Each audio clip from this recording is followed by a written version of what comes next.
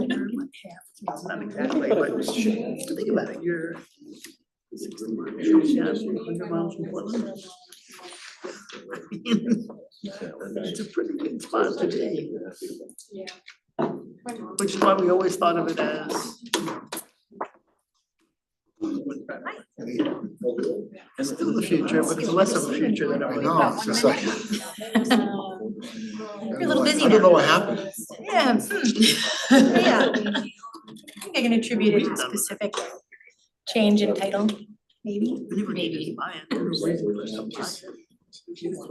development. Pieces too, is like you go, you want to do this week and all of a sudden the week's gone. Yeah, but we couldn't do commercial.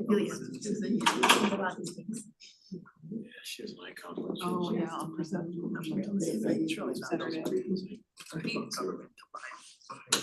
what I mean? I think so.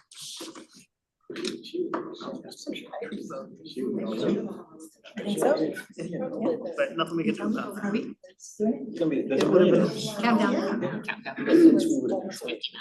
Mayor Ryder. I know, How do you it's not our lane. How do you justify can't. doing it as a You city? just can't. You can't. Mayor, I'm showing 6 o'clock.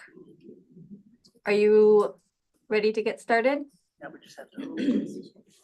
Went from all these great plans to hoping what they do is helpful. Mayor, can you hear me okay? Yeah, And then you have a new council. I saw some dirt moving over. Rick, Vanessa, can you hear me? Orthopedic center. Can't hear you. Okay, one I sec. can hear you. Yeah. Thank you. Okay, one sec, we're gonna Yeah, troubleshoot. that should be, I can't believe you. They can hear each other, but People are Just getting come in orthopedic here. surgery. Some buttons. They've got a huge facility on the west side, and then they built the brain and spine center right behind it. It's so nice, because I borrowed it And earlier. that's. maybe their numbers say that Pierce County needs relief. Maybe. You know, ain't nothing down south. Place does. Crazy. Nothing's cheap in Mason County. You were That's unmuted. where you're going. Yeah, we're talking. Yeah. You know what I mean? They are it. But it's just, it's hard to imagine that they can't facilitate all those surgeries in the center they have. Yeah, another one. Can you hear me talking? $1 million. I know, because I own half the place. You know, I've given them enough money to. I can hear you guys. Can you hear me? Surgeries, my wife and I, in that place. How about now? I can hear you. Can you hear me? You know, Not really. I'll tell you what, now, in orthopedics, Yeah. the doctors tell them, These do the shows you can replace pretty much any joint in your body now.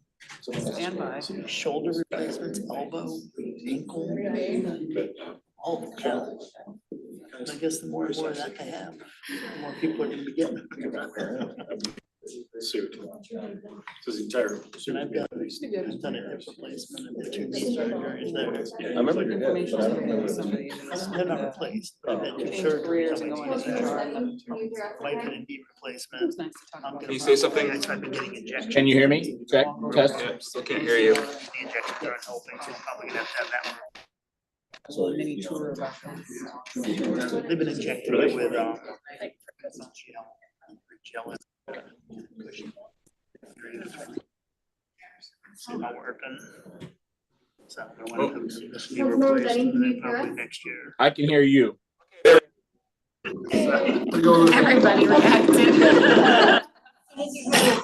Okay. All at once. He's a good eval or so. Alyssa's saving the dish. Yeah.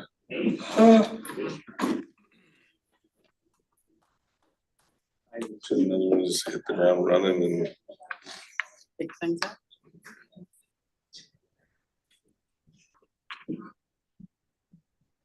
Okay, well, it's a couple minutes past 6 o'clock, but I'm gonna call this Lacey City Council work session to order on Tuesday, August 27th. For the record, Councilmember Dunning is attending remotely, but the rest of the council is here in chambers. I also want to acknowledge that we, the city of Lacey, are on the ancestral land of the tribal people of the Treaty of Medicine Creek, including the Squally Indian tribe and the Squaxin Indian tribe. And with that, can I get a motion to approve this evening's agenda? I would move to approve the agenda as published. Second. It's been moved and seconded. Is there any discussion? Seeing none, all in favor of the motion signify by saying aye. Aye. Is there anyone opposed? That motion unanimously carries. We have an approved agenda. And first up on our approved agenda is the Lacey Makerspace update. Thank you. So thank you very much for having us. I want to first make sure to give a shout out to the other folks in the room in support of the Makerspace today. I have Sean here, of course, from the CBNI. We have Heidi and Michael from the EDC, Graham, of course. And I also really want to make sure to thank Nate for being here from St. Martin's University and thank them for their partnership and their support. And also congratulate the St. Martin's as well as your recent award for your community award from the city for all you guys do for the community as well. So thank you all for being here. Okay, now here's me trying to do this part.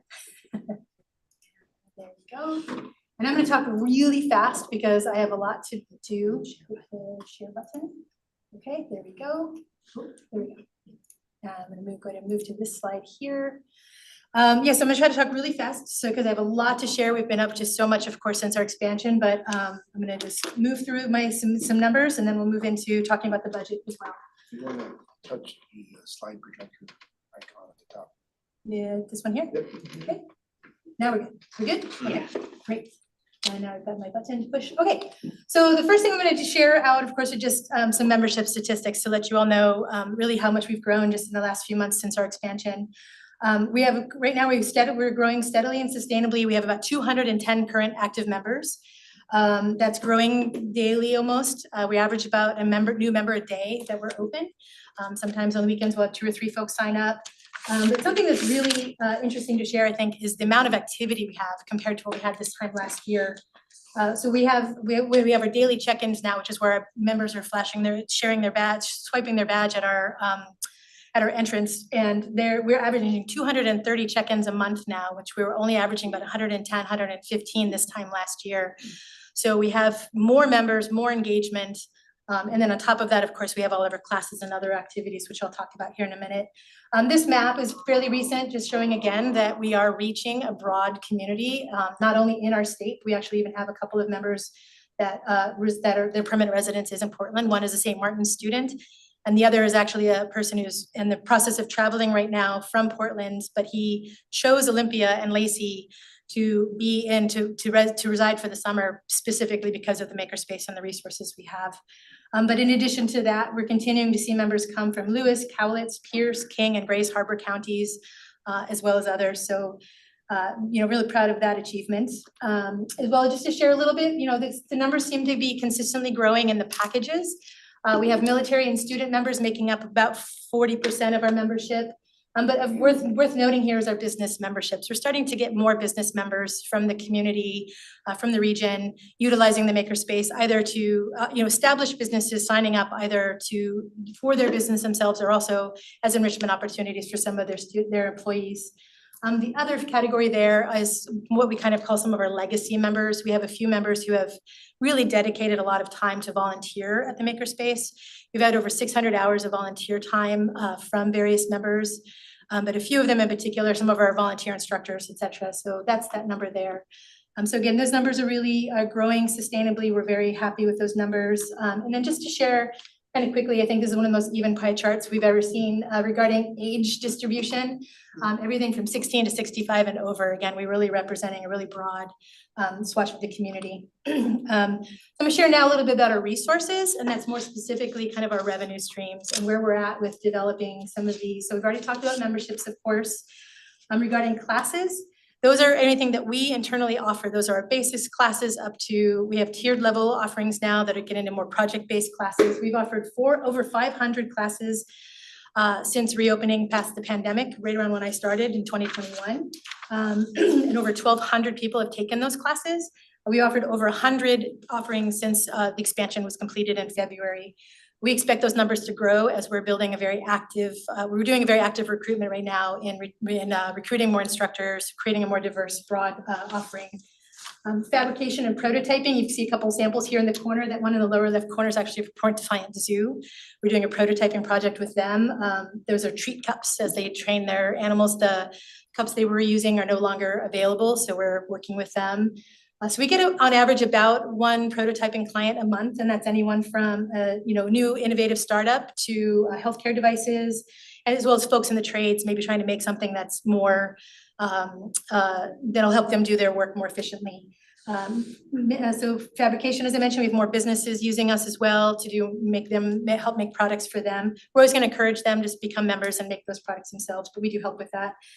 Mentoring is a growing service that's growing along steadily with our membership base. That's where we offer one-on-one tailored service to help members with their projects. We've realized that's a valuable resource and it takes time off the floor.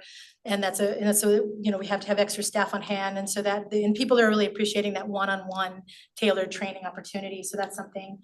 Retail is something we're working to build more of here as 2024 wraps up and into 2025. That involves anything from project kits to inspire new members. Maybe they don't quite know what they want to make, as well as logo merchandise, all sorts of other opportunities we're working on selling to build a retail kit, retail opportunities. And then events is everything from the partnerships we have right now with organizations like AJAC, which I'll speak to in a moment, to youth programs, to we had a program with Artswa.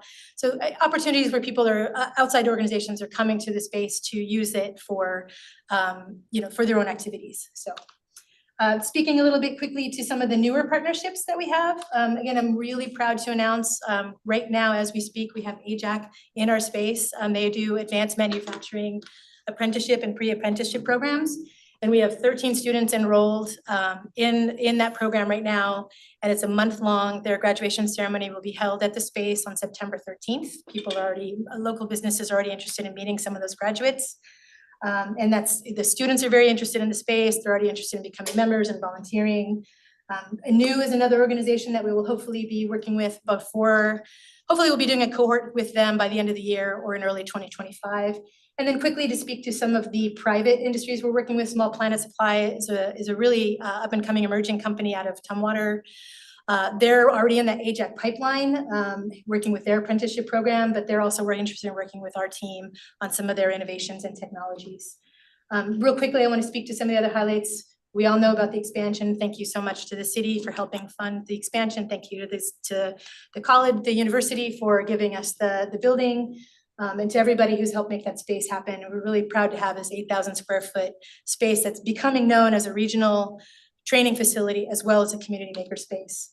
But a couple other things I wanted to speak to real quickly is some of these other collaborations.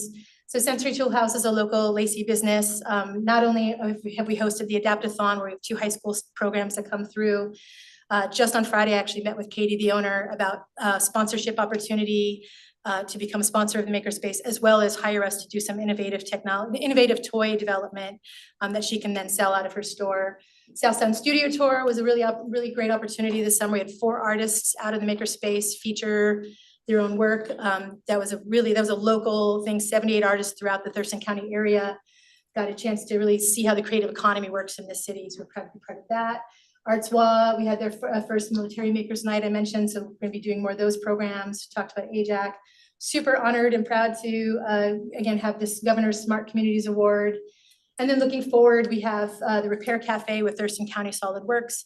I wanted to speak specifically to these collaborations because to me these are very strategic, very exciting partnerships because I think they're going to bring in more members, more sponsorships, more opportunities for collaborative funding opportunities. In addition to that, also met on Friday with folks from the Lacey Museum, Lacey Parks, about developing some other opportunities and some displays for their upcoming exhibits at the Lacey Museum. And then I just want to say we're really having some very positive talks with all sorts of other public and private entities, and I just anticipate more of those conversations to be happening as things are building. And I believe we're going to talk now about some of the challenges and get into the budget, and I'm going to hand it over to Sean. And I get to talk about the challenges. I get the good news. So this is still an early growth stage startup, and so there's gonna be bumps in the road with these types of startups. All businesses we see have these bumps in the road. And one of those bumps is like everyone's experiencing in business right now is human resources.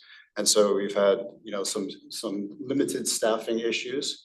And with the expanded space and more people and more things happening, the staff have really had to be on the floor in order to be able to make sure that the space is safe. And that's Michelle's #1 priority is safety. That being said, because we're down to 3 staff for, part of that first half of the year, essentially there are things that they were trying to develop, like the retail program and building out more courses and classes, kind of got put on hold. We did recognize that we did have a strong volunteer pool, and so we moved forward with the volunteer program, but more human resource issues, and so unfortunately that also had to pause. Other things that we seem to be having some challenges with are navigating the local workforce regional funding. And so we've been trying to make inroads into that funding and have not had much success yet. We do have a potential new inroad now. And so I think that's something that's exciting. And I think just from a marketing standpoint, what we're really looking at is a rebrand of the makerspace. And so really it is a regional workforce training facility at this point. And so the term makerspace really lends itself to the idea of makers. And so it's going to take some time to rebrand and to let people know that that's, this is indeed a training space for workforce. I think when the director of the Department of Commerce came through, he saw it, light bulb, like, okay, yeah, this is a regional workforce training facility, so we just need more of that. Okay, so we have identified some pathways forward in 2025. Michelle mentioned the partnership with AJAC, and so we're going to continue with more of those partnerships, and that's revenue that's coming in for rental for the space for these trainings. We are going to work on a micro-credentials program, which will really start with the development of a strategic workforce committee. That workforce committee will be comprised of regional employers, and they're going to really help to inform the curriculum for the micro-credentials to ensure that the curriculum we're teaching is the skills that they need, and so they can hire these folks with this credential. We're reimagining how our we're planning, an annual fundraising drive, and I think we're going more of the PBS route at this point. I think we need to focus on member and member network types of fundraising. Michelle mentioned some of the sponsorship opportunities, and I think we're in talks with a lot of potential sponsors and donors. What we have learned is that we really need to tailor each of the proposals for a sponsorship or a donation really specifically to that person or to that business to give them value, to ensure that their investment in the makerspace is something that they're getting something out of it they really want. We're working on getting on more budgets, and so we've been on the Tumwater budget. We've got a little piece of the City of Olympia budget this year for scholarships. We're in talks with other agencies and other municipalities to try to get line items on budgets, and the hope is to grow that out into state agencies and eventually the governor's budget if we're lucky. We still are applying for grants. We've already applied for 5 grants this year. And essentially we're still waiting on the answer for 2. We haven't found the right fit yet, but we continue that work. And we have a number of grants identified that are potentials for the upcoming year. And, we're going to work on those revenue streams that got sort of paused over this last year, including the retail revenue stream, building out more classes. Okay, so this is a high-level overview of the financials. And so this is our projection over the next number of years. So next year, we're projecting a loss of $253,611. We hope to close that gap a bit in 2026 and then close an even more in 2027. Now, keep in mind, we're not counting on any grants or anything like that. So if we did get a grant, that's going to help close that gap significantly. And we're really here today to ask the City of Lacey and the council to provide the makerspace with $200,000 for 2025. Questions, comments? Is that the end of your slides? Yes. Yep. Any questions? Why is the gap so much bigger and 25. That's like, Well, because we provide funding in 2023 and 24. Yeah, so we're not taking into account that any other funding other than what we're doing in-house. Essentially, the operating costs have increased because we had to hire 2 more staff members. This takes into account hiring a volunteer and training coordinator in 2025, which we really need in order to have the volunteer program up and running. So, you know, those are all pieces of it. When will you need to know this answer? Whenever you want to tell us.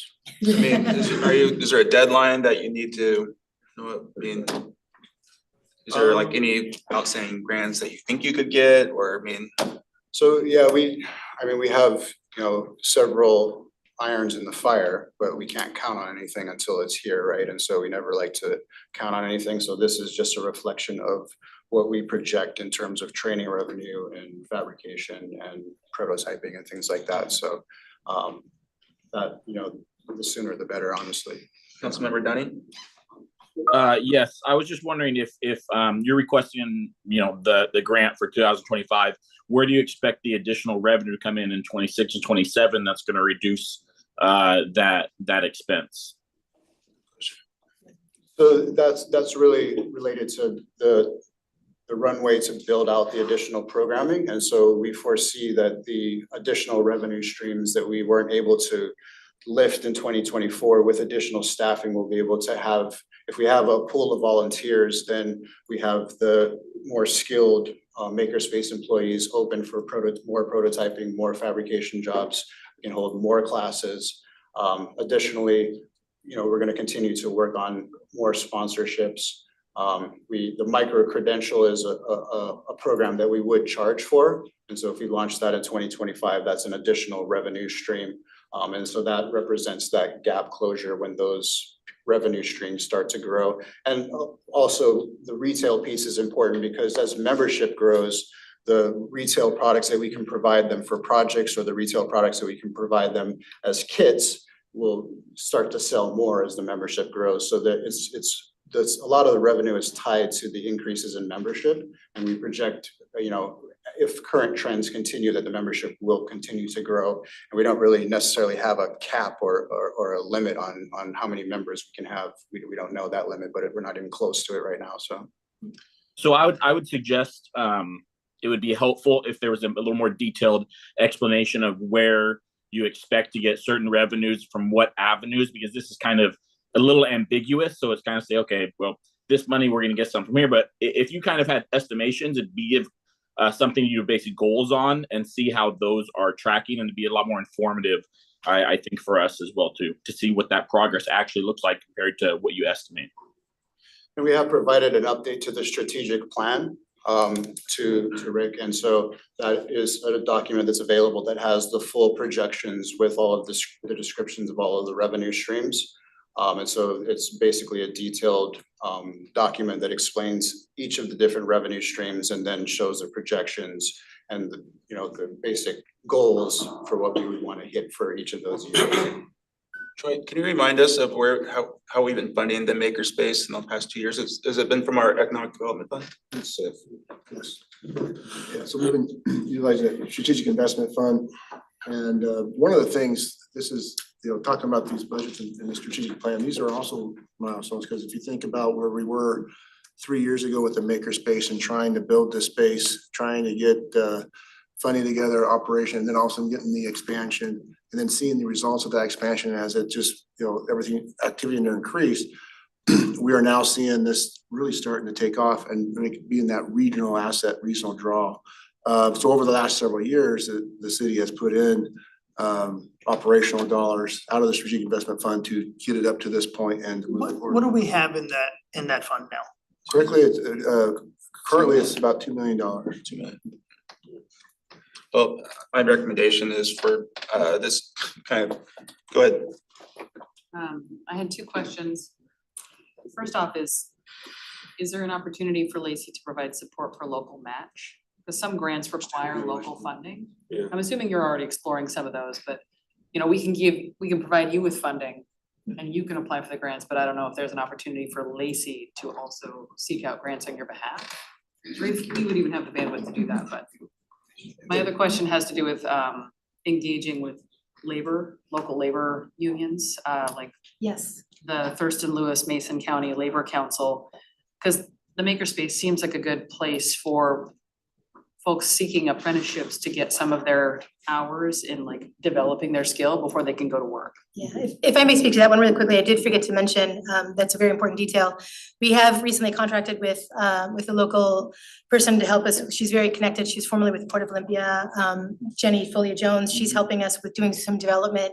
And that's one of our strategic outreaches actually is to some of the local labor unions, as well as some of the smaller businesses that provide those sorts of work pathways. So, yes, and we have some very promising conversations on the books right now. We just didn't, we don't, of course, want to mention anybody's names at this moment, but again, we really are making some very promising connections with other local businesses and look forward to being able to update you on those very soon. Just touching base on on the building trades. Local 66, which I'm a member of, used to be in Lacey. Now they're in DuPont, but we have Sunset Air, so that's a great avenue. But what I wanted to stress on this is it's much like the Veterans Service Head. When we came back when Dandy came back from DC and the feds said that they weren't going to give any money, we decided to fund it ourselves, and it springboarded from there. And that's what I believe the makerspace will be for small business. It'll spring small business back in the forefront and keep that money here locally. So I believe in this, and if it takes $200,000 to prove it's worth, just like the Veterans Hub, then sometimes it takes money to make money. I would say we've, obviously have supported it since the beginning. And can't imagine us not finding a way in the budget to come up with that money, because obviously it's a great community asset. But curious, being that it is a regional facility, really, any impact, anything from Olympia, Tumwater, the county, any of them contributing in any way? Yeah, do you want to speak to that? So they have contributed, and we hope for them to contribute more. Yeah, and we'll be presenting to their city councils as well. And we have data that shows that their residents are using the makerspace, and so I think that's very important. And then there's other opportunities with the ports and things like that that we're going to be approaching also. Well, this is, go ahead, Nick.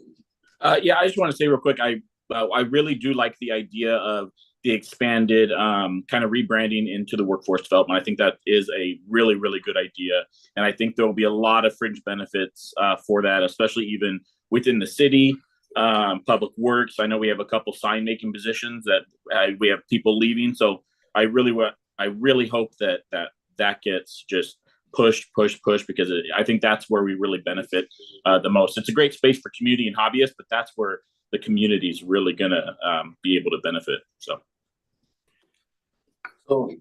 based on the conversation tonight, we'll take this request and start working it within the budget and bring it back to council at future budget workshop.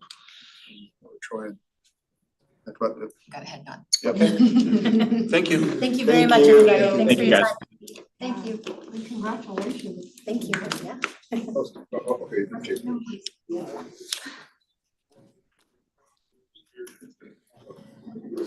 Next up is our Washington Center Free Day. Yes, there's Nicole gets up here and gets the presentation set up. Every year with our agreement with part of the support of the Washington Center, the city of Lacey has the opportunity to award 2 free days to a nonprofit or other type of use. Typically this request and applications goes through, I believe it was a general government committee, but now we don't have the general or community relations committee. And but now we don't have a community relations committee. We're now bringing this presentation to the full council work session. And for tonight, we did make a call for applications for use and did receive, I believe, it was 5 applications, and for one day. And we're proposing to the council that the city used the second free day for a something along the lines of a regional equity summit hosted by the Commission on Equity to have that conversation as a regional basis. So we're looking at awarding, recommending award one free day to one of these 5 applicants. And I'm gonna turn it over to Nicole to kind of go through the presentation and background the criteria and a little bit of summary of the applicants and their proposals. Good evening, Mayor, Deputy Mayor, council members. It's nice to be here with you. I don't usually get to come and talk to you. Yeah. Is it, can they not see it? That's the screen. Hold on.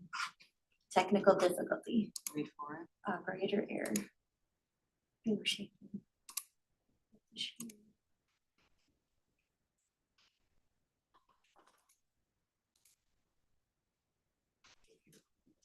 Thank you. Thanks, Sadie. Okay. So every year, the city of Lacey has access to 2 days. Oh, I'm still not doing it right. No, just trying to get that way. Oops. That's not what I meant. You're doing great, Oh. Nicole. There we go.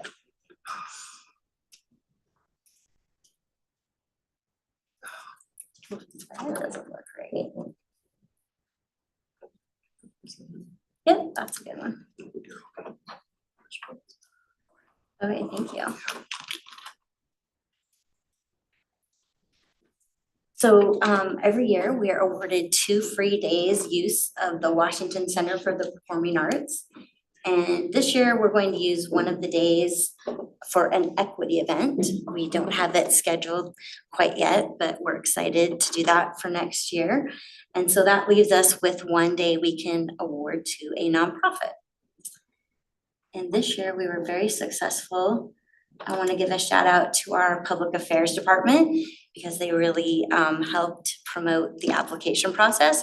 Last year we didn't have any applications and this year we have 5, so we did a great job. Some of the guidelines we have in the policy to be able to use and just the process, applications can be accepted January through July. The award is always for the next year, so it'll be for a day in 2025. It has to be a nonprofit agency or organization. We try not to give people consecutive awards, so the same nonprofit couldn't have it more than once. And we want it to have a general community interest and public use.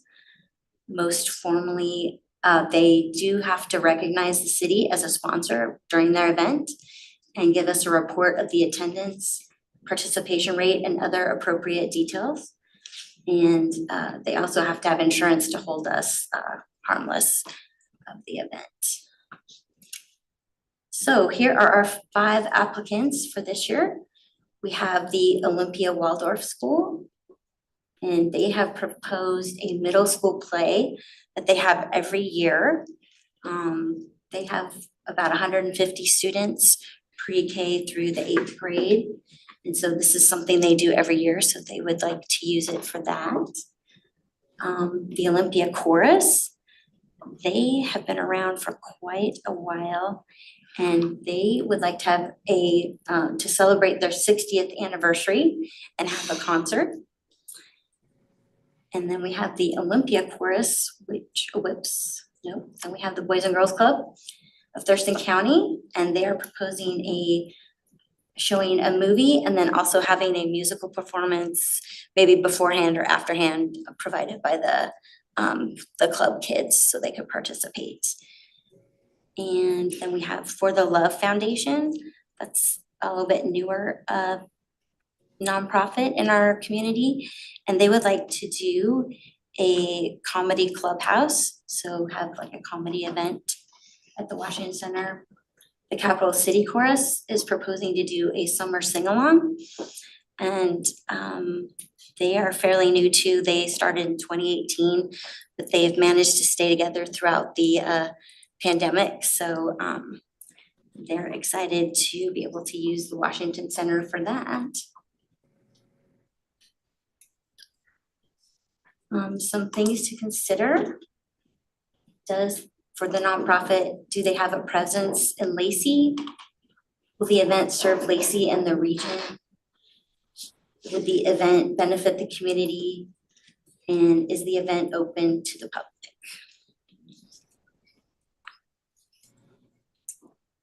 And then for your next steps, you would want to select which nonprofit would receive the free day for 2025.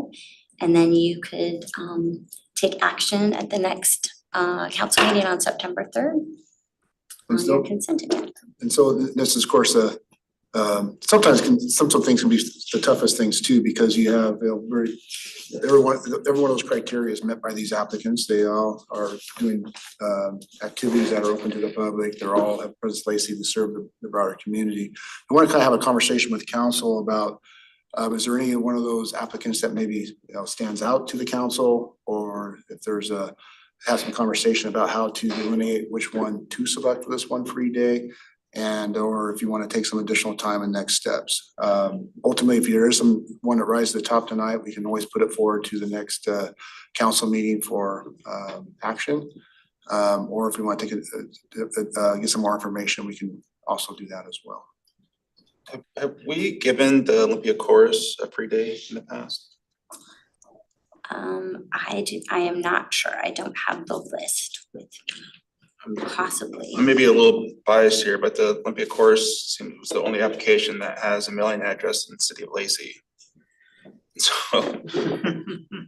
That's I a mean, good observation. And I believe the idea of previous awards is not consecutive years, so you don't just keep the same entity every year. So, and since I don't think we had any applications last year, we didn't have any awards last year. So nothing's consecutive, yeah, no.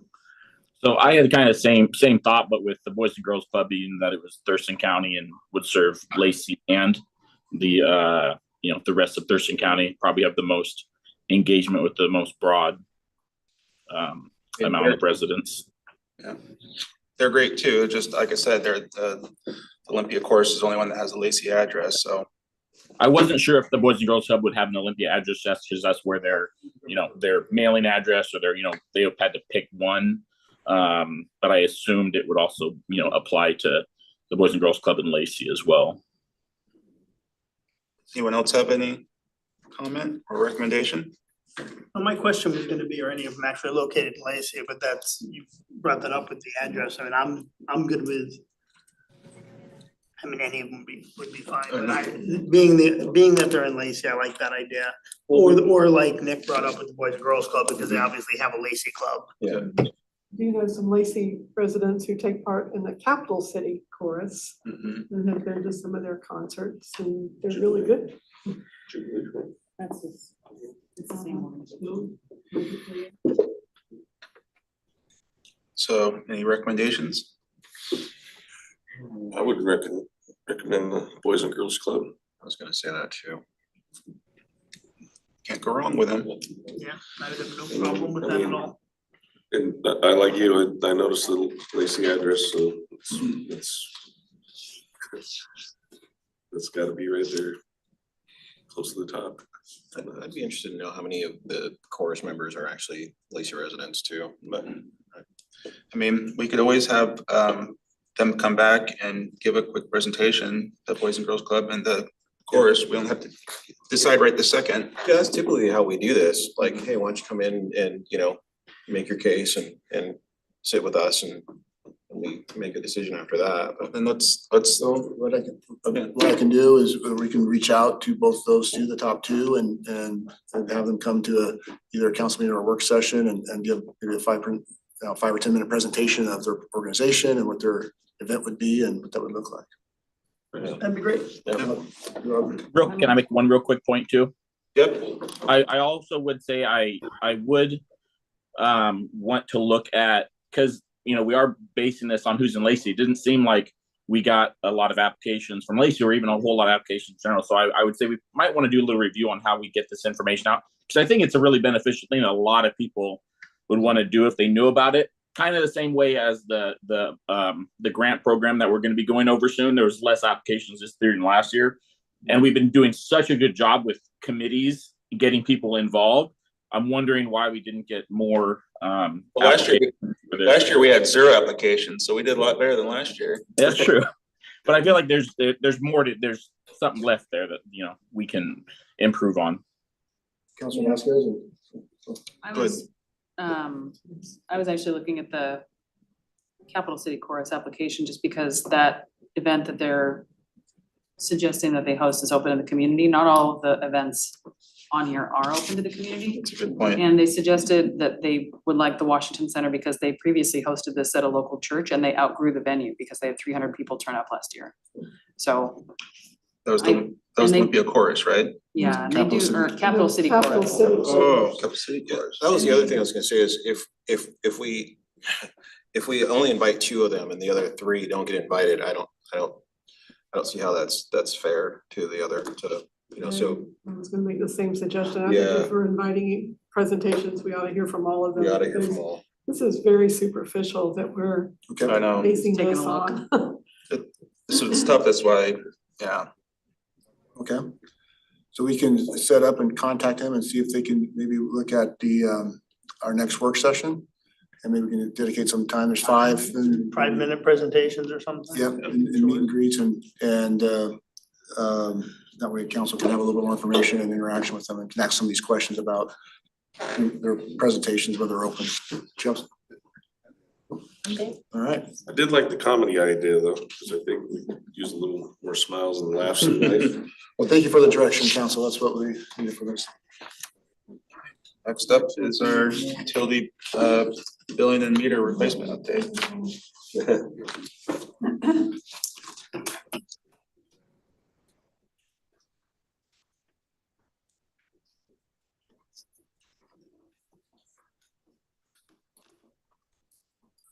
The council.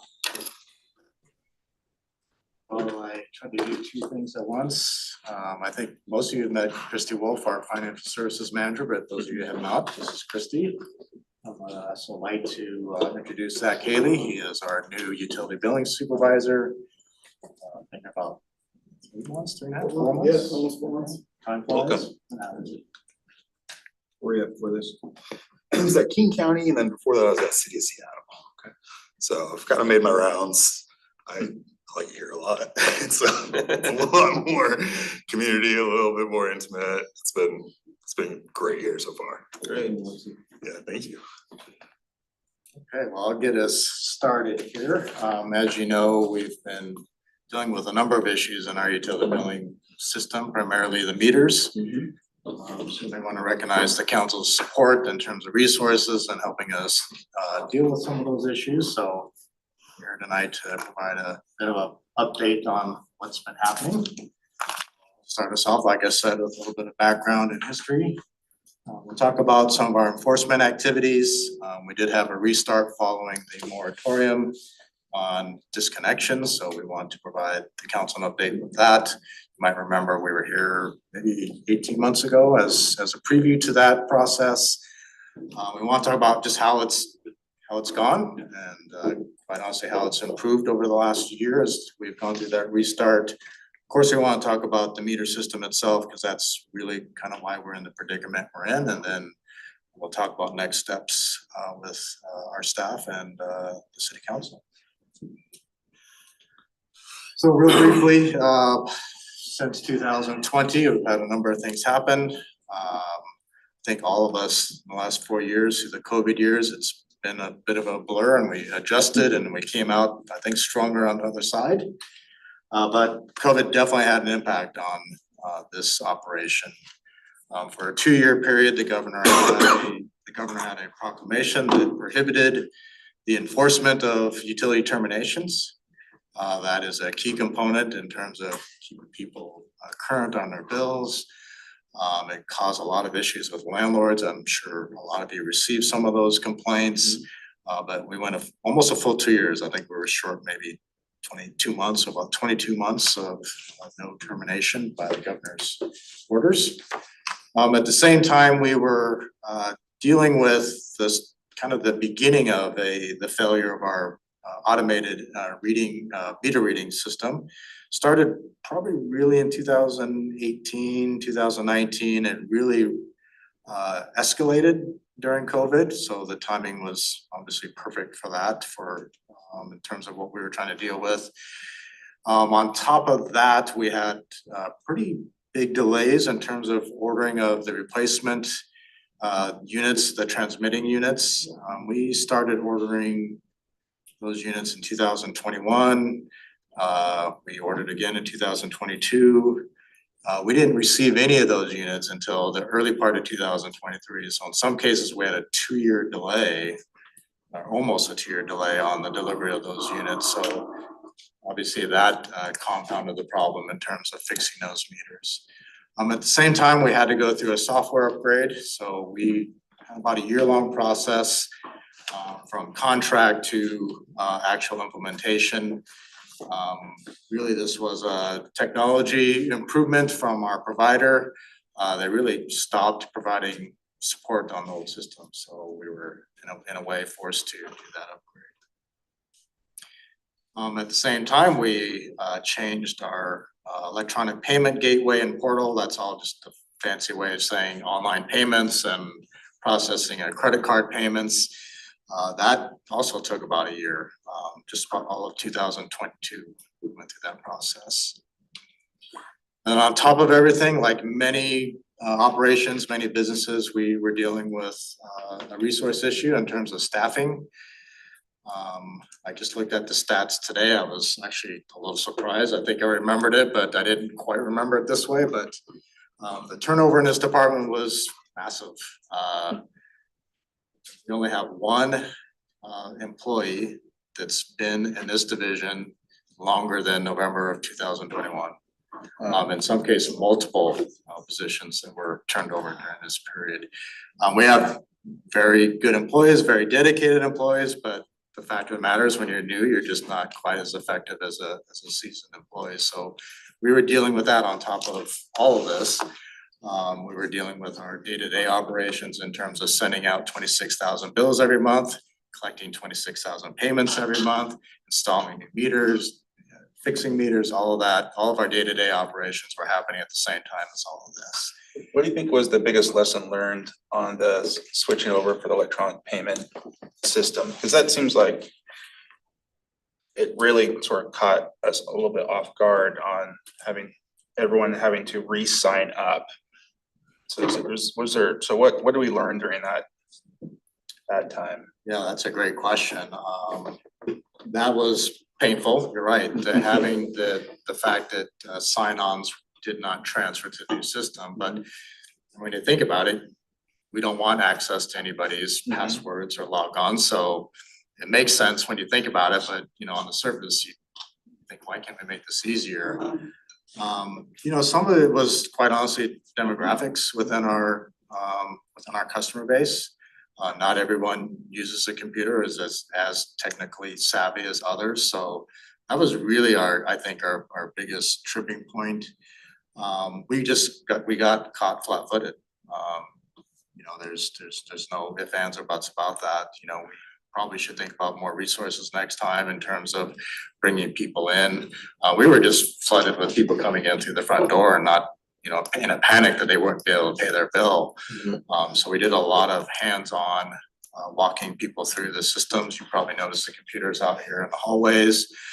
So we definitely could have been better organized in terms of being prepared for that. So the next time if we switch providers, we'll definitely have that in mind.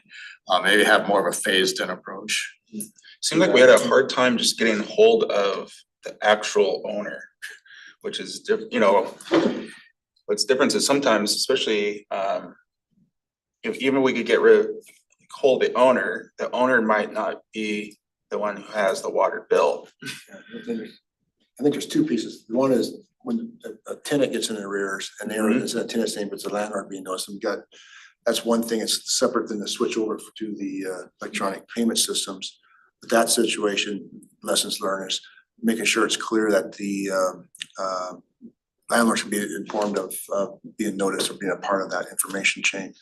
Another thing to add to this electronic transfers is communication, because we've also found that a lot of people did not realize that their payments weren't going through or to switch over because they didn't look at their normal traditional ways that we notify people through the mail. So trying to figure different channels of communication and trying to get it out there as best we can so that people pick it up as some source or another, that there's a switch that they need to tend to. Because that's another piece I found too, when people found out that they had an overdue amount, they didn't know that they had to do a switch over and didn't know that their bills were being paid. That was another challenge in terms of that communication, because we have many customers that have not talked to us in 30 years. Seriously, yeah. You know, think about contact information in terms of email and cell phone numbers. How many people don't have landline phones anymore? So, you know, that's something we should think about once we kind of get our feet back underneath us, is do we do a campaign to get that information?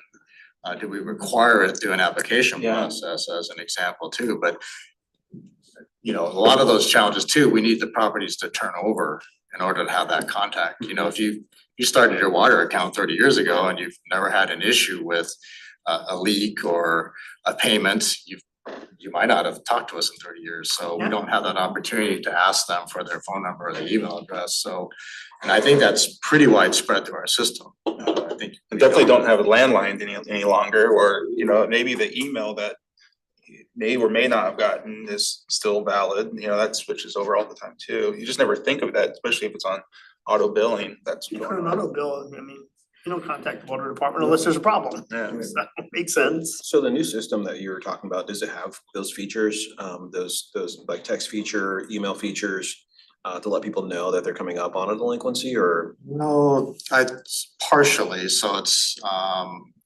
information that we don't necessarily own, because this is a third party provider, but even with that, it's not everybody pays electronically. So you're still missing a pretty big segment of our customer base. So it's a voluntary basis for you to pay electronically. So if you still write a check and mail it in, you know, then we're not gonna have any of that contact information. So do you have to pay electronically to receive notifications? Well, Or do you just have to have a phone number in the system? a phone number, an email address, but you know, one of the challenges is generally people that pay electronically don't get a paper bill. I mean, that's just a choice that most of those folks make, so you kind of miss out on that opportunity if you don't have that contact information and the person doesn't get a paper bill. I'm somebody that hasn't gotten a paper bill in 14 years or something. Yeah, me either. So I still get one because even though I've put on their paper list multiple times, I still get the bill every month for some reason. Never gets opened because I have it, it's auto draft, so the bill just goes straight into the garbage. working on that too. So it's, you know, we have a, you know, a very diverse customer base in terms of many things, in terms of preference on how to pay. And you know, it wasn't too long ago, we had lines out the door for people coming in and making a physical payment. Some people just prefer that, so. But there's still a lot of people coming in to make payment though, I mean, or has that really gone down, I would It's assume? gone down quite a bit. You know, we have several different ways to pay. You could call in and pay over the phone. We have an automated system for that. You could go through this portal. You can write a check and it gets processed by a third party processor too. So yeah, it's gone down quite a bit. I do think there should be some sort of effort to get updated contact information for all of our customers. I mean, that's just something that's good business to do. If you're selling a product, which is what we are doing in this case, we're selling water, it's good to know who your customer is and have updated contact information, including, you know, almost everyone has a cell phone these days. And so many people are getting their information through a opt-in through text, you know, and that way, you know, that's the other thing that sometimes happens is if we don't have updated information, there's a water leak, you know, all of a sudden the person doesn't know until they get their water bill, it's gone way up, and we could notify them a lot earlier if we just had a better system in place. And so that, just for basic customer service, I think having some way we can check to make sure we have everyone's updated contact information would be well worth it. Sure, yeah, there's lots of reasons for that too. I mean, think about emergencies, like a boil order type of thing. You know, we would have a difficult time notifying folks too, so. Okay, well, I will turn things over to Christie and I just, I'll do that for you. on this slide, we're talking about enforcement, for this presentation, we're really talking about shutting water service off for delinquent accounts. This table shows that delinquency balances have returned to pre-COVID levels. If you look at the totals at the bottom from February 2020 to August 2024, it's really, in total back to where it was. Any idea why the over 120 is so significantly Yes. different though? Okay. Big customer. And the shut off process. Well, delinquent accounts can be collected, through the shut off process, but the account has to be active. So our shut off process is on active accounts. And those amounts are amounts that are less than 4 months old. So looking at this balance over 120 days here, they're delinquent accounts that are either closed or inactive. And so of the accounts over 120 days, 641,000 is for those inactive accounts. So we could say that's another one of our challenges, or we can view it as an opportunity. We can begin, focusing on that process of the collections. So And So it's more right, difficult to collect then, I guess, because they're not active customers. You can't turn them off. They don't have water. right, we'd send them a letter and we try to contact them, and then at some point, we'd have to send it to collections if we just can't get that information, but that's an opportunity that we can focus on next. A lot of times the stuff is that can be a renter who leaves and didn't pay Yeah, their that's what I bill, was and gonna now say. the landlord's gonna get stuck with that. Yeah. So, okay, so there's a bunch of different types of inactive accounts, so. Yes, there's terminated accounts, there's filed accounts, there's all sorts of these inactive, but we've been focusing on the shut off process of active accounts. And so now, like I say, we can prioritize that next level. And COVID definitely impacted that. You think about our inability to actually enforce shutting off water that had bills get much larger than when tenants might have left without paying that bill. That's contributing to that higher balance as well. Okay. So can you go to the next slide? So here is exactly that, what was reported out in April 2023. That was the total balance, and you can see those numbers now. If you look at August 2024, you can see that the delinquency balances have reduced significantly in the 30, 60, and 90 day rows. And you Even in can, the 120, it's cut in Yeah, it's half. cut in half. yes. It's great. And so, again, you can see the progress that's been made, but we still have our challenges. We need to go after this other section of delinquencies. And in the next slide, we'd like to talk about, what the city has done to help customers pay these balances. So here, the city, provided many opportunities for staff or with staff to try to reach out to these customers. One of the things is the CAC came into the city hall and provided immediate award notice if they met the criteria. And so many people took advantage of that.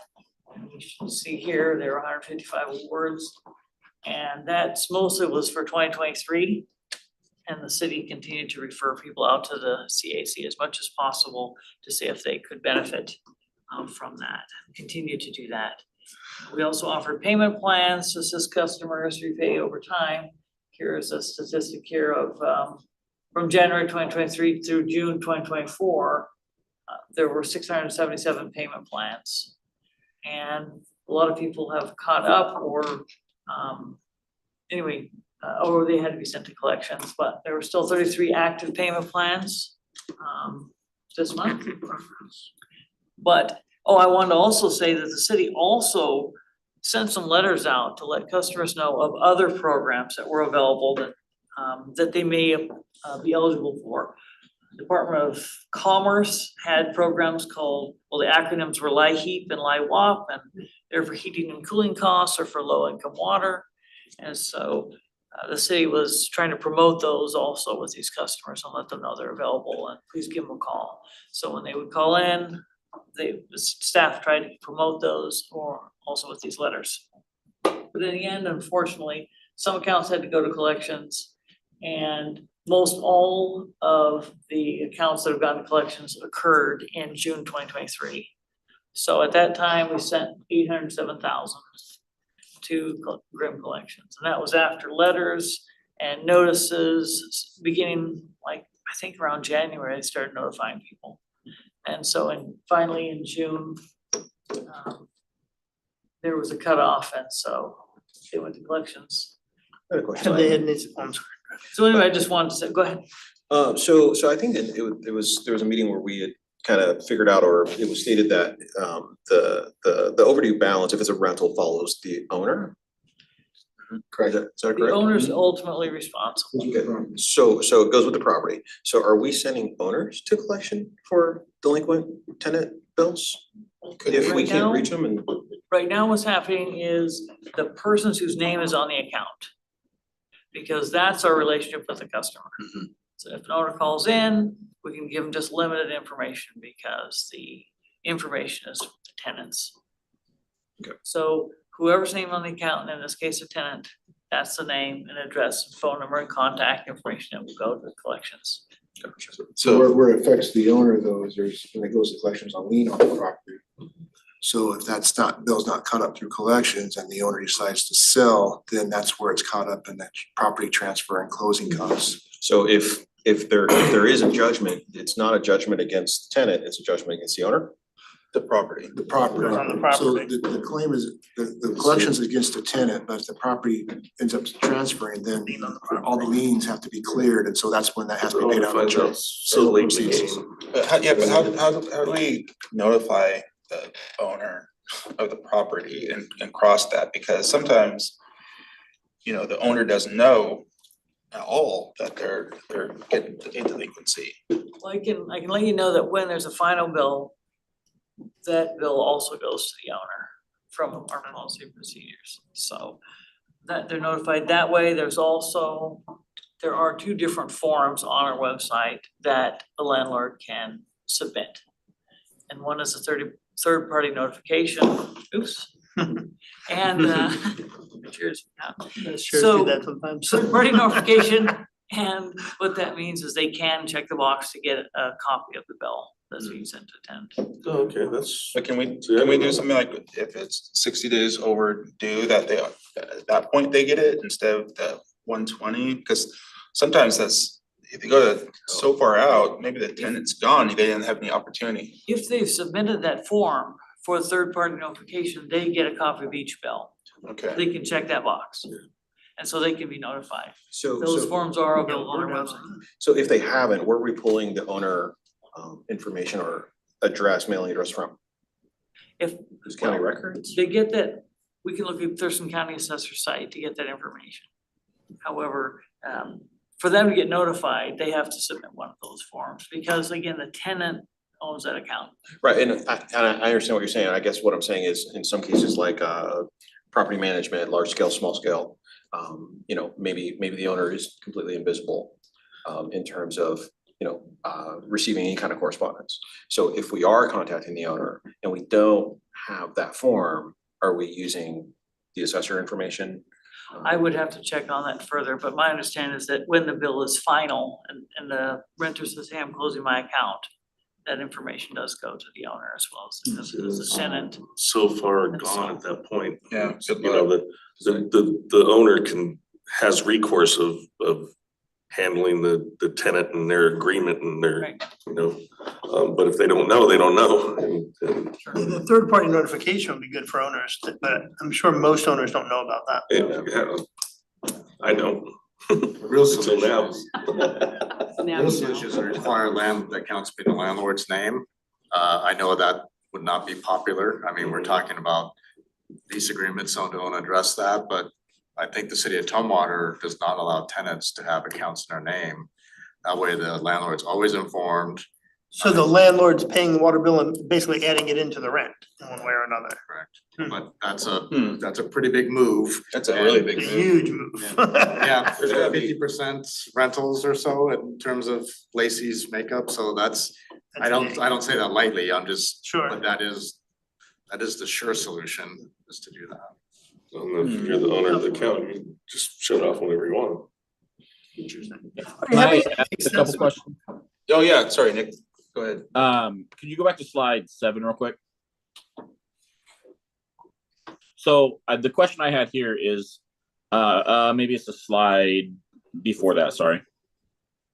There we go. I mean, it's a really dramatic reduction from the 2020 to 2000 or to now in that 30 days. So I mean, you're talking 85% reduction in that 30-day overdue. So what are we doing different? Because that is an outstanding, you know, reduction in billing.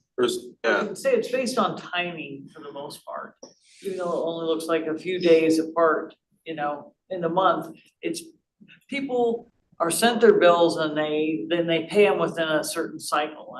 And sometimes there's a significant difference from day to day on what falls into the 30-day bucket. So there's a current bucket you don't see. And as we march toward the due date, we're getting closer and closer to falling into that. And then we are talking about February too. All right, I'm just talking, yeah, can that's why I'm just wondering how, are we doing a better job of actually collecting or notifying people that?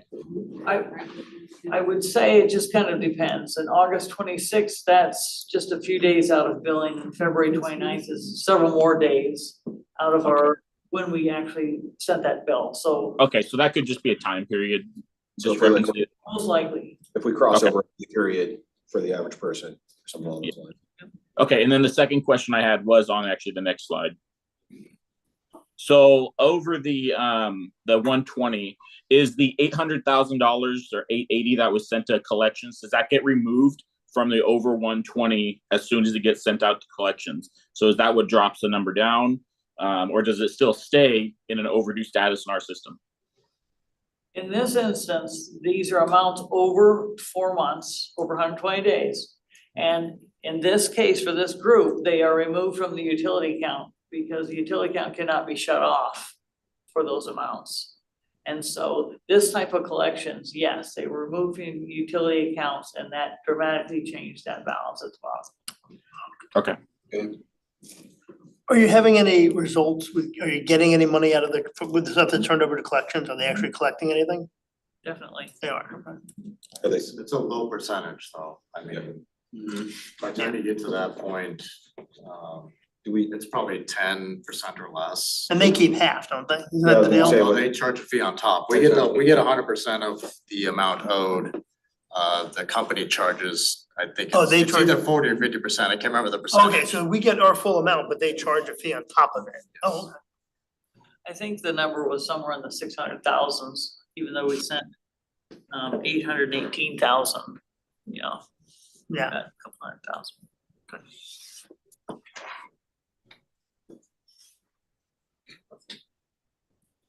Okay, we'll go to lock-off activity and we'll go to Zach. Perfect. All right, so as of July 2023, we had 953 lockoffs. August 2023, we had 0 lockoffs. That's because we were in a heat advisory and we do not lock off during heat advisories. Our current statistics, as of July 24, we only had 292 lockoffs.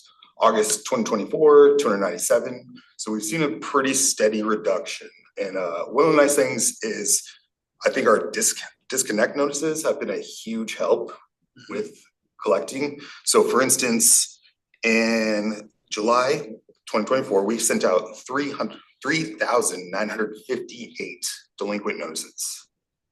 And then only 292 lockoffs. So I think the new norm is lockoffs will be under 300. Hopefully we can get lower, but I believe that's what we'll see going At forward. what point do we lock, I mean, how far delinquent does someone have to be to get locked off? Correct me if I'm wrong, 19 days? I think it's 25 days before they're delinquent. And so from the time that we generate the bill, it's like 45 days. So 45 days late is when they get turned off. Yep. Because there will be a due date and then there's the.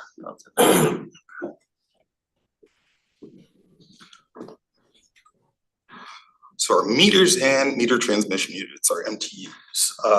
In 2023, we have replaced 2,312. Remaining replacements in 2023 was 4,588. As of August 2024, we have replaced 3,550, and our remaining replacements are 2,748. We will have AMCO meters in operation, 11,402, that we will be needing to replace. They currently read, they currently operate. We are essentially running them until failure, but those are ones that will be needing replacement. So all the meters. These are just the AMCO Yeah. meters. There are Badger meters, but the AMCO are not compatible with the unit that sends the electronic read. So that's in addition to, there's 2,743 remaining. And then the 11,402 is in addition to that? Yeah, keep in mind the 11,402 are currently functioning, but they Okay. will be needing replacement. The other So it's like totals- 14,000 really that need replacing overall. So once we're through replacing the immediate needs, we're gonna have to start a plan of slowly sourcing out Right. those other. I get it, I'm saying, but overall, there's 14,000 or so that need to be replaced sometime, at some point. Yep. Okay. Maybe a little more than 14,000, just, there's still some Badger meters that I think are failing, so the 2,700 are the current amount of meters that are not reading. So we know they've failed, Okay. but there are other meters that we know that those batteries are eventually going to go dead, so. The number's just gonna keep It's a going up. moving number, yeah. I mean, Okay. So are we, so 2,700, we're having to go out and manually read 2,700?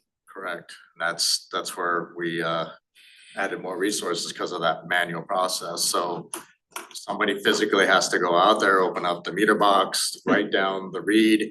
Those reads come back into the office, somebody has to hand enter those into the system, so it's Every month, right? every month, so that's why we asked, for those additional resources, and we're still in that mode, as you can see, that's a lot of meters to read in any given month, we have 1 week to do that, essentially. Jeez. 2,000 less than it was in 2023 at least. Good point. Right side. Progress, right? Are we actually reading the One meter person, one or read. are we guesstimating on some of these?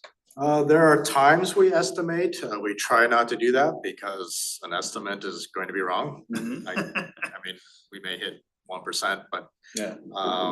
the estimates, I think we're doing a fairly good job, but it's based on historical information, so if a property changes hands, one person may have a different water use than another. But we definitely try to get a physical read of every meter, but there have been times where we do estimates, unfortunately. When you do an estimate though, the following month, whatever, when you do the reading, you correct for it. It does. So how long before failure do we actually get out there? I mean, like, is it a situation where somebody could end up with 3 months worth of billing in one cycle, or? No, we're not allowed to do 2 months in a row, is that what we have in LMC? So we can't do back-to-back estimates. So if we do have to do an estimate, we obviously track that and we make sure that the next month they actually get a read, so it does get reconciled. Because you could cut your work in half, if you did it that way, did an estimate, then did an actual reading. We could, but like I said, we prefer not to get that estimate, just because we know it's not gonna be correct. And weather changes, the winter estimates are pretty easy. People are not irrigating their lawns, but there are wide fluctuations during the summer. And that's where we really want to avoid the estimates. Especially if there's a leak. Okay. So we are implementing new handheld devices for our AMI techs. With this, it'll be a more efficient installation and programming. Training completed and devices are on order, so it's an ongoing project we are working on right now. But implementing this in the field work order system, electronic interfaced with mobile devices, so there is a Bluetooth connectability. Work orders will be completed in field rather than manually in office as we currently do. And as was stated, we have training scheduled for September this coming month. I feel like that's gonna speed you up so much. Yeah, absolutely, Like being absolutely. in the field. Yeah, in the moment. absolutely.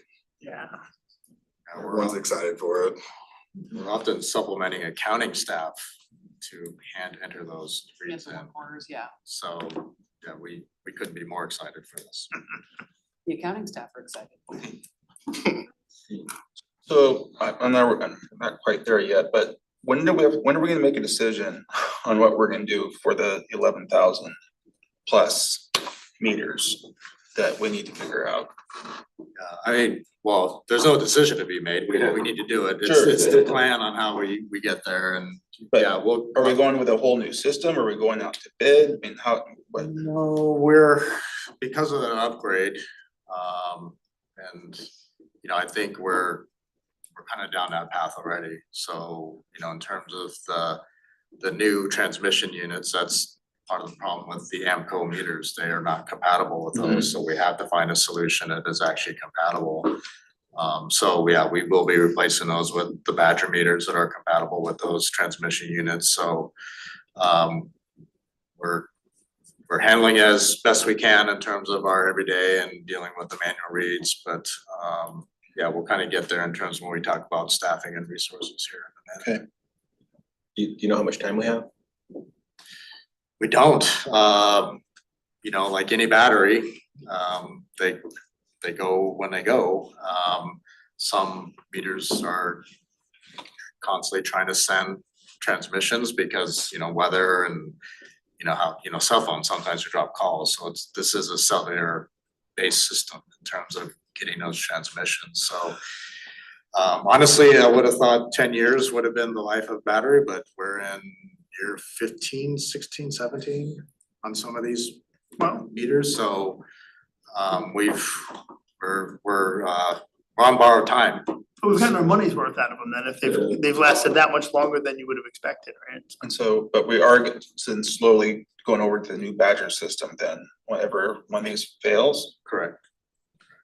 Yeah, we really don't have a choice or continue to manual read those meters, and that's not a great option. So the 2,700, that's in the process of first up to switch over. Correct. Yep, those are meters that have already died. Okay, That's what that and so how long will it take to replace those 2,700 meters?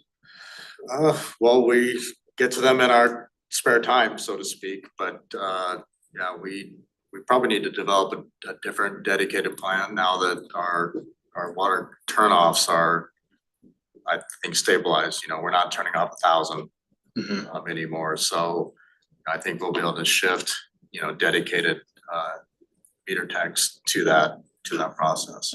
So when we placed this order, did we place just enough to complete that one project, or do we have a surplus, or? No, we're continuously ordering, so we have a storage problem.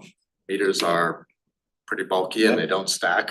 They're, you know, so we order about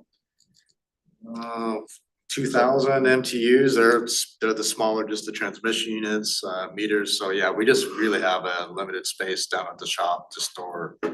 I mean, when you see these come in, they come in pallets, the MTUs, and then we have to get them down to the shop, and the meters are, you know, each meter is like this big, so it takes up quite a bit of space. Space issue.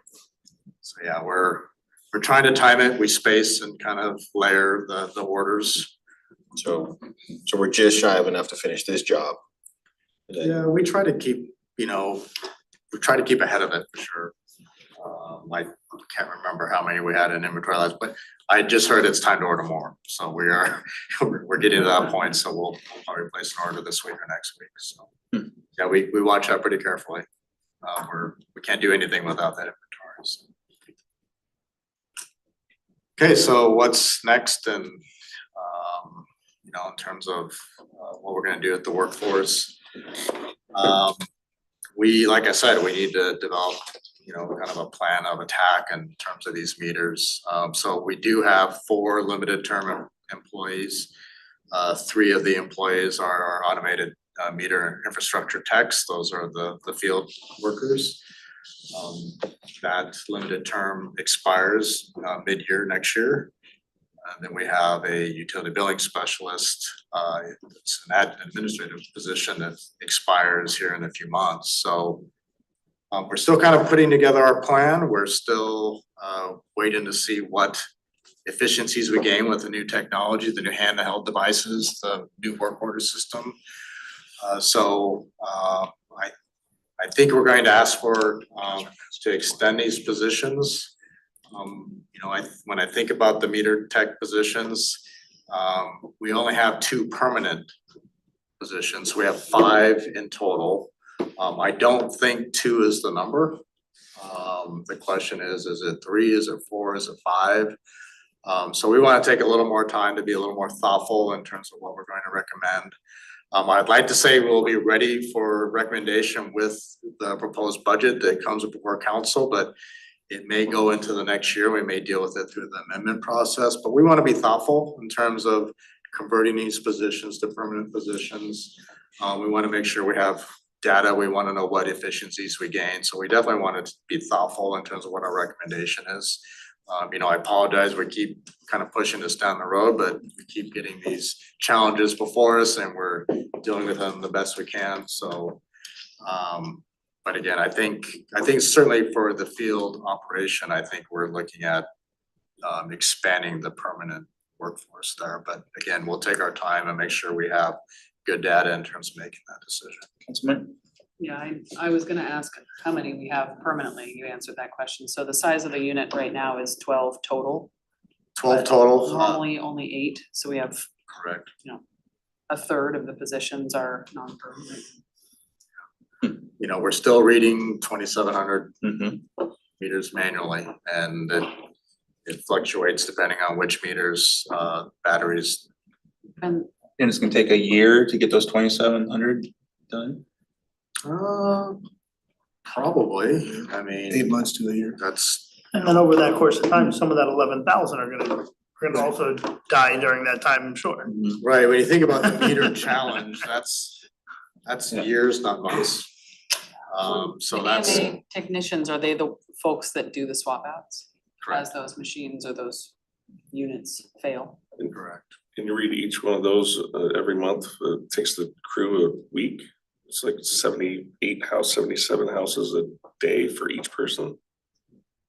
Some of these handheld devices though may help with that. Oh, yeah, as well. Because if we can walk up on the meter and get the electronic signal there, it just can't reach the collection unit. So we may find efficiencies, and that's what we're looking for before we make this.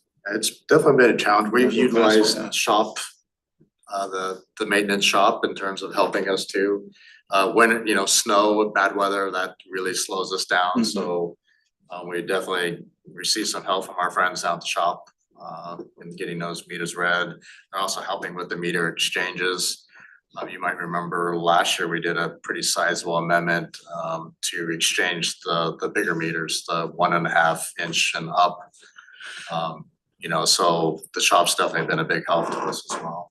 So yeah, this has really been a big problem and a all hands on deck situation. It looks like it's probably gonna be 4 to 5 years probably, based on just the math, right?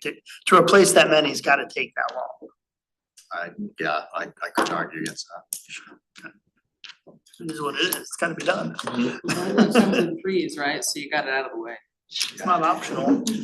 Gotta replace them. Everything fell apart at once.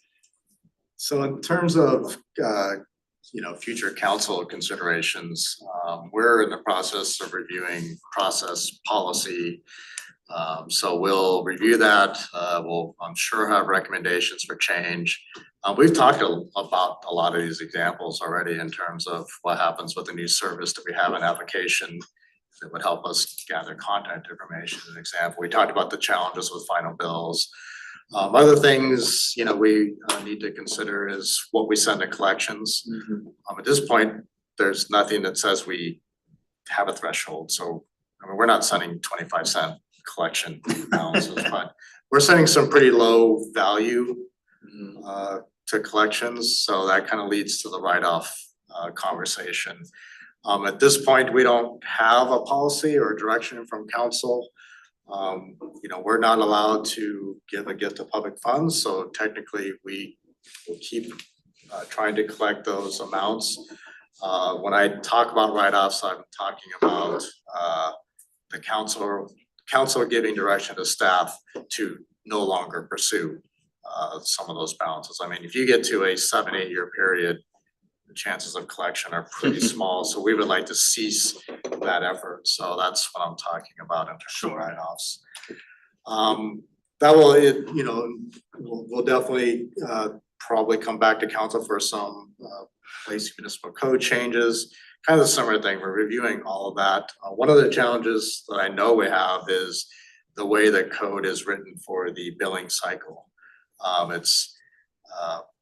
We would like specific dates versus counting the days. I mean, we have overlap, so believe it or not, there are weeks that we have our meter techs out turning off, locking off accounts and getting reads in the same week. That is difficult. So I think it's 4 months out of the year, we have that problem where we're supposed to be reading and locking off at the same time with the same 5 techs that could only handle one or the other. So those are they're just weird things that happen within the calendar, just like sometimes we have a 5th Tuesday. Same thing happens with the calendar. We have that overlap of meter reads and locking off or terminating service. So we'd like to review that and come back with a recommendation. We need to talk about the landlord issue. So I don't have any answers or even maybe the questions at this point, but we definitely need to review that, come back to council and have a discussion about that. So we're getting to policy as we speak. Like I said, we have a heavy day-to-day workload, but we're definitely reviewing this. We're going to find improvement in this area as well, which will just help us stronger as a whole. So that's what we have. We'd be happy to answer any further questions you might have. Thank you. Just real quick though, and going back to early winter 2023, we were coming up, still had all those large accounts in arrears. We had the transfer of the online payment systems as well as the meter replacement programs and delays with order supplies. I just want to come in and thank Troy, Christy, Chelsea, and Zach and the rest of the utility billing team and finance department, because there's been a lot of work and a lot of challenges that they're facing trying to get to this point where we're in this position now going forward. So even though we still have a lot of work ahead, there's been a lot of work done to get us in a good position to do that work going forward. So I just want to thank this team and all their work to make that, and also all the supporting departments too, because I think Troy mentioned, public work operations has come out and provide backup and support as well in some of these efforts. It hasn't been easy, but they've been productive. There's challenges. And again, I thank the council for their support and Rick as well. As we were transferring leadership, this is one of the first things I had to work with Rick on, and we had a great working relationship before, but that's certainly not the way I wanted to start a relationship with a new city manager. Thank you, everyone. Okay, then our next agenda item is the budget amendments for 2024. Thank you, Mr. Mayor. This is really just the last review of our amendments. We're gonna bring an ordinance back before the council next week. You have a staff report that has explanation of the more significant amendments we're proposing. In this packet, you also have the full details in Exhibit A. I'm not going to go through all of these. You actually heard a lot of this update last May, I believe. So I'll just highlight some of the new amendments that have happened since May. So we do have one position that's within our engineering construction management area. We've had just a significant amount of growth in terms of our capital facility development as well as parks construction projects. So really we needed to split our management duties between design and actual construction management. So you have a partial year, so $40,000 in salary and benefits for the remainder of this year. That of course, next year will be a full year of salary and benefits. I'm happy to report that we received another grant. We received a grant from Department of Commerce. It's the Home Electrification and Appliance Rebate, or HERE grant.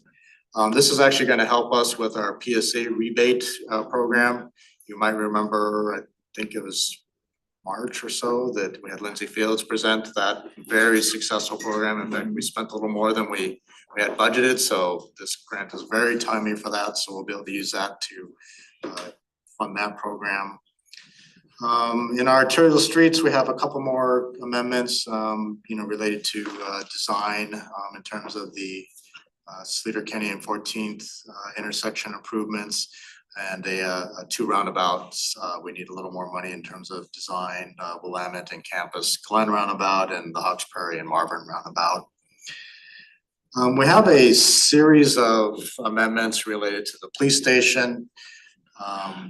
We inadvertently left out the revenue side of one of the transfers into our building improvement fund for the police station, so we need to budget that revenue, so $1.6 million. That kind of set a domino effect in terms of trying to balance the funding for that project. We don't need any more funding, we just needed to kind of get the right source in the budget for 2024. So you see a reduction in use of cash as an example. You see a reduction in the use of the REIT reserve because of this extra revenue that wasn't budgeted previously. There's a few more amendments within our utility capital improvement plan programs. Nothing really of significance. I mean, just kind of a normal occurrence as you build a project. So, you know, you have that list there. And then you have I call it the Deputy Mayor Miller table. Great suggestion in terms of adding that information. I'm a little embarrassed, I didn't think of that before, so thank you, Deputy Mayor. But you do have a nice little table there summarizing the total amount of amendments by fund type. So we're right about 3.2 to 3.3 million in total amendments. Sounds like a large number, but actually isn't. A lot of that is a $1.6 million transfer. But all of these are funded through reserves, so we will still have a balanced budget. So I'll hand it back to the council for any specific questions you might have about amendments, but again, we will present this for consideration at your next meeting. Any questions?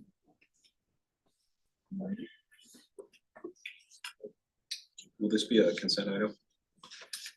No, it'll come under ordinances. Okay, well, it is 7:30 and council will now meet in an executive session to discuss the performance of a public employee as allowed by the RCW. Council members attending remotely, please use the separate link issued for the executive session. It's at 7:30, but let's meet at, let's do like a 10-minute break. Let's meet at 7:40. And then I'm never good at guessing this. You have a recommendation? At least a 30 minutes. 45 minutes. 45? Yeah, do 45 minutes so that being at 7:40, so then we'll reconvene by 8:25. 8:25. Now, till then, we're gonna go into the executive session.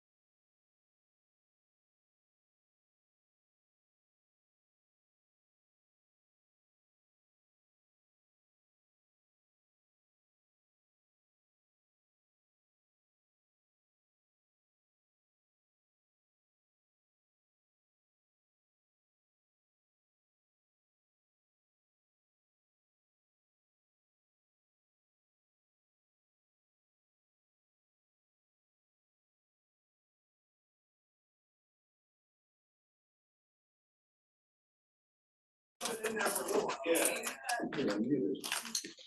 have to wait till 8:25. Yes. I guess.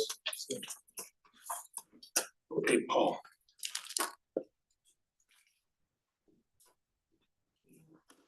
Rick. You always forget to give it to him.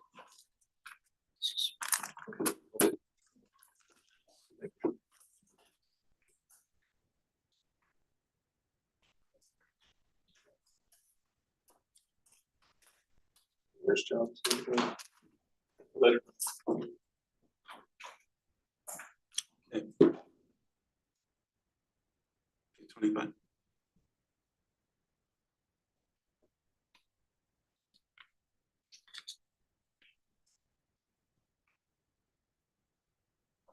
Okay. Well, it is now 8:25 PM and the council work session is reconvened. Our city council just concluded an executive session held pursuant to the RCW. No final actions were taken. There's no further business on the city council's agenda and the work session is now adjourned. And as always, you keep it classy, Lacey.